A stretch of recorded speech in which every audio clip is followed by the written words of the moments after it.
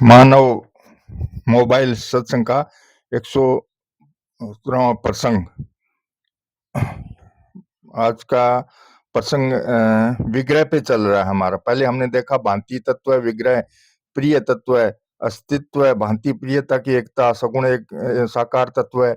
इन तत्वों के बारे में जाना। आज है विग्रह तत्व है। विग्रह मतलब जो साक्षात मूर्ति है भगवान की, उसको विग्रह कहते हैं। विग्रह तत्व है, वे सर्वत्र परिपूर्ण सत्य स्वरूप परमात्मा ही दिव्य विग्रह रूप में प्रकट होते हैं। भगवान का यह दिव्य विग्रह अलौकिक, अद्भुत और विलक्षण है और वे परमात्मा अपनी पूर्ण शक्ति से ही प्रकट होते हैं। उनका साकार विग्रह एक देश में प्रकट दिखने पर भी वे वास्तव में न तो दूसरे देश में हट जाते हैं, न एक देश में सीमाबद्ध ही हो जाते हैं। वे जीव की तरह शरीरधारी नहीं होते। उनके विग्रह में शरीर में देही भाव नहीं है। उनका वह विग्रह दिव्य चिन्मय स्वरूप ही है, जिसका यथार्थ अनुभव दिव्य नेत्रों वाले भक्तों को होता है, दूसरों को नहीं। उसके लिए भक्ति की आंखों से ही हम देख सकते हैं भगवान को। चिदानंदमय देह तुम्हारी विगत विकार जान अधिकारी। भगवान ने भी कहा है, ना हम प्रकाशम सर्वस्य योग माया समावृतः मुड्ढो अयम ना भी जानाति लोको माम जम वै ये यमय। अपनी योग माया से छिपा हुआ मैं सबके प्रत्यक्ष नहीं होता। भगवान कहते हैं मैं सबके प्रत्यक्ष, सबको दिखता नहीं, इसलिए यह अज्ञानी जन समुदाय मुझे जन्म रहित अविनाशी परमात्मा नहीं जानता, समझ नहीं सकता, अर्थात मुझको जन्मने मरने वाला समझता है।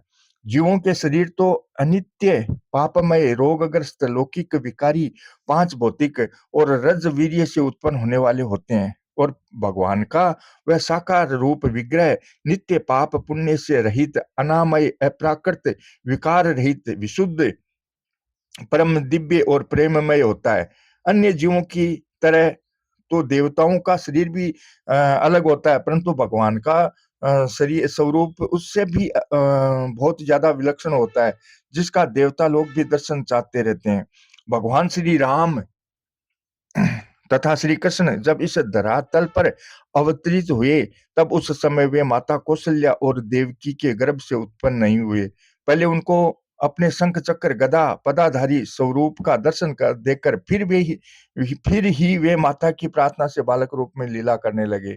श्री तुलसीदास जी कहते हैं, भय प्रगट कृपाला दीन दयाला कौशल्या हितकारी, हर्षित मह तारी मुनि मन हारी, अद्भुत रूप विचारी, लोचन अभिरामा तनु घनु श्यामा निजया युद्ध भुज चारी, ओ सनवन माला नयन विशाला, शोभा सिंधु खरारी, माता पुनि बली सोमति डोले तजहु तात यह रूपा, के जैसी सुलीला अति प्रिय शीला, ये सुख परम अनूपा, सुनि बचन सुजाना रोदन ठाना, होय बहल किशोर भूपा। उपसहर विश्वात मदो रूप लौकिकमय, शंख चक्र गदा पदम श्रिया जुष्टम चतुर्भुजम। माता देवकी ने कहा, विश्वातम शंख चक्र गदा और पद की शोभा से युक्त इस चार भुजाओं वाले अपने अलौकिक दिव्य रूप को अब छुपा लीजिए भगवान। देवकी ने कहा। जब भगवान श्री राम परम धाम पधारने लगे, उस समय वे अंतर ध्यान हुए थे। मनुष्य देह की भांति उनका शरीर यहाँ नहीं रहा, वे इसी शरीर से वैकुंठ चले गए। पिता महवच श्रुत्वा विनिश्चित महामति, विशेष वैष्णवम तेज स शरीरम सहानुजय। महामति भगवान ने पितामह ब्रह्मा जी के वचन सुनकर और तदनुसार निश्चय कर तीनों भाइयों सहित अपने उसी शरीर से वैष्णव तेज में प्रवेश किया। भगवान श्री कृष्ण के लिए भी ऐसे ही वचन मिलते हैं। लोकाभिरामम सवतनुम धारणा ध्यान मंगलम, योग धारणया अग्रेया दग्ध्वा धामा विशुद्ध शवकमय। धारणा और ध्यान के लिए अति मंगल रूप अपनी लोकाभिराम मोहिनी मूर्ति को योग धारणा जनित अग्नि के द्वारा भस्म किए बिना ही भगवान ने अपने धाम में प्रवेश किया। भगवान के सृष्टि के सृजन, पालन, संहार आदि तथा अपने अवतार, लीला आदि जितने भी कर्म होते हैं, वे सभी परम दिव्य, उज्ज्वल, प्रकाशमय, आनंदमय, विशुद्ध एवं अलौकिक होते हैं। भगवान के समान कर्म साधारण मनुष्य तो कर ही क्या सकता है? ऋषि मुनि, देवता और महात्मा भी नहीं कर सकते। जीवन मुक्त और कारक पुरुषों की भी क्रियाएं भगवान की जैसी नहीं होती। भगवान के कर्म इन सभी को अपेक्षा अत्यंत विलक्षण और अद्भुत होते हैं। वैसे कर्म चाहे कोई कितना ही शक्तिशाली क्यों न हो, नहीं कर सकता। कारण यह कि और लोगों में शक्ति, विद्या, प्रभाव, ऐश्वर्य आदि परमित होते हैं और वे भी भगवान के दिए हुए तथा उस सर्वशक्ति स्रोत के अंश मात्र से ही प्रकाशित होते हैं। अतः उन सर्वैश्वर्य संपन्न, अमित, प्रभावशाली भगवान के कर्म उन सब की अपेक्षा सब प्रकार से विलक्षण, दिव्य और अद्भुत होते हैं। भगवान में अज्ञता, जड़ता, भूल, आलस्य, प्रमाद, असावधानी, भ्रम आदि किसी भी दोष की थोड़ी बहुत भी संभावना न होने तथा ज्ञान, चेतनता, सावधानी और विज्ञता आदि के स्वाभाविक ही अविचलित रूप से नित्य विद्यमान रहने के कारण उनके कर्म अत्यंत ही उज्जवल होते हैं। इसलिए उनके लीला कर्मों का तथा गीतादि परम रहस्यमय उपदेशों का संसार में जितना ही श्रवण, सुनना, मनन, पठन, कथन, कीर्तन आदि के द्वारा विस्तार किया जाता है, उतना ही प्राणी मात्र के हृदय में अज्ञान, अंधकार, जड़ता आदि का नाश होकर परम दिव्य प्रकाशमय ज्ञान का साम्राज्य छा जाता है। जब लोगों के हृदय में भी उनके लीला कर्म और उपदेश के सुनने से इतना दिव्य प्रकाश छा जाता है, तब फिर उनके खुद के परम दिव्य प्रकाश में होने में तो संदेह ही क्या है। वे प्रेम में भगवान जिनके साथ जो कुछ भी व्यवहार करते हैं, उनमें निष्काम प्रेम और अहेतु की कृपा भरी रहने के कारण जिनके साथ व्यवहार किया जाता है, वे प्राणी परम आहुदित हो जाते हैं। भगवान जिस तरफ देखते हैं, वह सारी दिशा प्रेम और आनंदमय बन जाती है। उनकी देखी हुई वस्तुओं में, उनकी क्रीड़ा की हुई भूमि में इतना आनंद और प्रेम भरा हुआ है कि हजारों लाखों वर्षों तक उनसे लोगों को परम लाभ होता रहता है। भावुक प्रेमी भक्त उन लीला स्थलियों में निवास करते हैं और जन्म मरण आदि सांसारिक दुखों से हमेशा मुक्त होकर उस परमानंद का सामने अनुभव करते हैं। प्रत्यक्ष जो भगवान के अनुकूल होकर प्रेम रखते हुए श्रद्धा बुद्धि से उनके दर्शन आदि करते हैं, उनके आनंद लाभ में तो कहना ही क्या है। जो द्वेष भाव से भगवान से विरोध रखकर विपरीत आचरणों में ही लगे रहते हैं, उनको भी भगवान दया परवश वो अपने हाथों से मारकर अपना परम दिव्य आनंदमय धाम प्रदान करते हैं। उनके मारने आदि क्रियाओं में भी परम कल्याण भरा रहता है, इसलिए उनकी संपूर्ण क्रिया मात्र ही आनंदमय है। लालने ताड़ने मातुर न कारुण्यम यथार्थ के तद्वै देव महेश्य नियंतुर गुण दोषियो। जिस प्रकार माता की बालक पर उसके पालन करने और ताड़ना, डराने दोनों में कहीं अकृपा नहीं होती, उसी प्रकार गुण दोषों पर नियंत्रण करने वाले परमेश्वर की कहीं किसी पर अकृपा नहीं होती। पूर्ण पुरुषोत्तम भगवान के सभी कर्म निस्वार्थ भाव से होते हैं, उनमें कहीं भी जरा भी स्वार्थ नहीं होता। केवल प्राणियों पर अकारण करुणा करने के लिए ही वे निस्वार्थ भाव से कर्मों का आचरण किया करते हैं। उनको अपने लिए कुछ भी कर्तव्य अथवा प्राप्तव्य नहीं होता, तो भी वे लोक संग्रहार्थ जगत के हित के लिए ही कर्मों में प्रवृत्त होते हैं। भगवान गीता में खुद कहते हैं, नय में पार्थास्ति कर्तव्यम त्रिषु लोकेषु किंचन नान वाप्त में वाप्तव्यम वर्त एवं च कर्मणि। हे अर्जुन, मुझे इन तीनों लोकों में न तो कुछ कर्तव्य है और न कोई भी प्राप्त करने योग्य वस्तु अप्राप्त है, तो भी मैं कर्म में ही वर्तता हूँ। भगवान के कर्मों में अपना निजी कोई स्वार्थ या कामना नहीं होती। उनके कर्म निर्मल पाप रहित होते हैं। उनके उपदेश, भाव और आचरणों का अनुकरण करने से पापी भी परम विशुद्ध तरन तारण बन जाता है।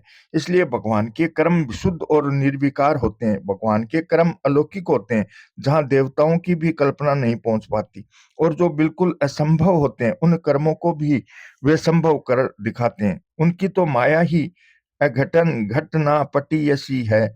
फिर उन माया के एकमात्र अधीश्वर परमात्मा के कर्म सर्वथा अलौकिक हों, इसमें तो कहना ही क्या है। जैसे चारों तरफ परिपूर्ण सामान्य अग्नि साधनों से साकार रूप में प्रकट हो जाता है, उसी प्रकार वह सर्वत्र अस्थि रूप से प्रतीत होने वाला, दिखने वाला निर्गुण सतत्व ही अपनी अहेतु की कृपा और भक्तों के प्रेम के वश होकर दिव्य विग्रह रूप में प्रकट होता है। अब है तत्व के बारे में हम सुन रहे हैं, समझ रहे हैं, तो अब दूसरा है प्रकाश तत्व। भगवान के श्री विग्रह का प्रकाश दिव्य होता है, वह निर्गुण सर्वव्यापी चिन्मय स्वरूप ही स्थूल रूप से प्रकाश रूप से आता है। वह प्रकाश प्राकृत नेत्रों का विषय नहीं होता, दिव्य आंखों से ही देखा जा सकता है, भक्ति की आंखों से ही देखा जा सकता है। भगवान ने अर्जुन से कहा है, ने तु माम शक्य से दृष्टुम मने नेव सव चक्षुषा दिव्यम ददामि ते चक्षु पश्य में योगमेश्वरम। परंतु मुझको तू इन अपने प्राकृत नेत्रों द्वारा देखने में निस्संदेह समर्थ नहीं है, इसी से मैं तुम्हें दिव्य अर्थात अलौकिक चक्षु देता हूँ, उससे तू मेरी ईश्वरीय योग शक्ति को देख। यद्यपि अवतार के समय भगवान का विग्रह सबके सामने होने से सभी को उनके दर्शन होते हैं, परंतु उनको दर्शन होते हैं योग माया समावृत है, साधारण मनुष्य रूप के ही, दिव्य रूप के ही नहीं। परंतु उनको दर्शन होते हैं, यहाँ समझने की ये बात है, परंतु उनको दर्शन होते हैं योग माया समावृत, साधारण मनुष्य रूप के ही दर्शन होते हैं, असली रूप के दर्शन नहीं होते। भगवान का वह दिव्य प्रकाश सूर्य चंद्रमा आदि के प्रकाश से अत्यंत महान और विलक्षण होता है। संजय ने गीता में कहा है, दिवी सर्व सूर्य सहस्त्रस्य भवेद योग पदुस्थिता यदि भा सदृशी सा सयानंदभासतस्य महात्मने। आकाश में हजारों सूर्यों के एक साथ उदय होने से उत्पन्न जो प्रकाश हो, वह भी उस विश्व रूप परमात्मा के प्रकाश के सदृश कदाचित ही हो। जैसे सूर्य का प्रकाश होता है, भगवान के विग्रह का भी उसी तरह प्रकाश होता है, किंतु उसमें तीक्ष्णता, उष्णता और दुर्निक्षता नहीं होती। भगवान के विग्रह का प्रकाश सूर्य से भी बहुत अधिक होता है, किंतु सूर्य की तरह तीक्ष्णता नहीं होती। वह तो चंद्रमा की तरह नहीं, चंद्रमा से भी अत्यंत विलक्षण, सौम्य, शांत, शीतल और नेत्राकर्षक होता है। वास्तव में वह सूर्य चंद्रमा जैसा ही नहीं है, और न उसे सूर्य चंद्रमा प्रकाशित ही कर सकते हैं। भगवान का प्रकाश इनसे बहुत विलक्षण होता है। भगवान कहते हैं, न तद भास्यते सूर्यो न शशांको न पावकः यद गत्वा न निवर्तन्ते तद्धाम परमं मम। जिस परम पद को प्राप्त होकर मनुष्य लौटकर संसार में नहीं आते, उस स्वयं प्रकाश परम पद को न सूर्य प्रकाशित कर सकता है, न चंद्रमा और न अग्नि ही। वह मेरा परम धाम है, जो कि भगवत स्वरूप ही है। वास्तव में सूर्य चंद्रमा आदि भी तो भगवान के प्रकाश से ही प्रकाशित होते हैं, तब वे उसे कैसे प्रकाशित कर सकते हैं, क्योंकि उनमें वह तेज भी भगवान का ही तेज है। यदादित्य गत्यम तेजो जगद भास्यते अखिलम ये चंद्रमसी यचाग्रो तत् तेजो विधि माम कमय। सूर्य में स्थित जो तेज संपूर्ण जगत को, सारे जगत को प्रकाशित करता है, तथा जो तेज चंद्रमा में है और जो अग्नि में है, उसको तू मेरा ही तेज जान। सूर्य चंद्रमा का प्रकाश तो पार्थिव पार्थिव पदार्थों से आवर्त हो जाता है, अतः उससे छाया भी पड़ती है, परंतु भगवद विग्रह का प्रकाश चाहे पहाड़ भी बीच में क्यों न आ जाए, आवर्त नहीं होता और न उससे छाया ही पड़ती है। वह प्रकाश दिव्य चिन्मय होता है, और सूर्य चंद्रमा का प्रकाश भौतिक होता है। चिति शक्ति स्वयं आत्म स्वरूप है, वह बुद्धि तत्व से जानने पर ज्ञान रूप से प्रतीत होती है, और वही नेत्र रूप से दिखने पर प्रकाश रूप से प्रकट दिखने लगती है। तत्वतः वह चित्ती, भांति और प्रकाश एक ही वस्तु है। अब है प्रेम तत्व। प्रेम तत्व क्या है? वे निर्गुण आनंदमय सर्वत्र परिपूर्ण परमात्मा ही प्रेम रूप से साकार विग्रह के रूप में प्रकट होते हैं। परमात्मा का प्रेम बड़ा विलक्षण है। परमात्मा का दिव्य विग्रह प्रेममय होता है, जिसके दर्शन करने से खरदूषण, जरासंध जैसे विरोधी जीवों के भी चित्त उस ओर जबरन खींचे जाते हैं। उनसे उस प्रेममय विग्रह में विलक्षण आकर्षण होता है। जहाँ भगवान की कथा होती है, लीला विग्रह आदि का वर्णन होता है, वहां भी प्रेम, आनंद और शांति की बाढ़ सी आ जाती है। सर्वत्र परम शांतिमय वातावरण छा जाता है। उस वर्णन को सुनकर श्रद्धालु प्रेमियों का हृदय प्रेम से तर हो जाता है।